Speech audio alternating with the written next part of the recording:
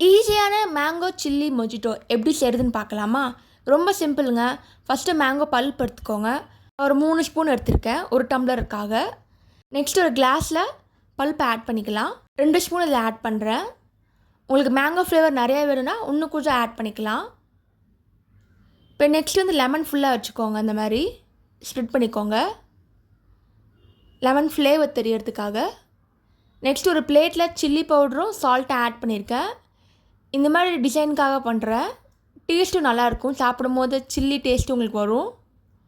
Next ஒரு பவுலில் half lemon எடுத்திருக்கேன். இந்த மாதிரி ஸ்க்வீஸ் பண்ணிக்கோங்க. அதுக்கப்புறம் கொஞ்சம் மின்ட் லீஃப் எடுத்திருக்கேன், இதையும் ஆட் பண்ணிக்கோங்க.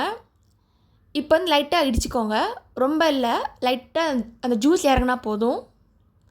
இப்போ இதில் ஆட் பண்ணிக்கலாம். கீழே லேயரில் பண்ணியிருக்கேன். ஃபைனலாக சோடா ஆட் பண்ணுறேன். உங்களுக்கு வேணால் வேறு ஃப்ளேவர்ட் சோடா கூட ஆட் பண்ணிக்கோங்க. நான் ஸ்ப்ரைட் தான் யூஸ் பண்ணுறேன். ஃபைனலாக டெக்கரேஷனுக்கு லெமன் பீஸ் வச்சாச்சு.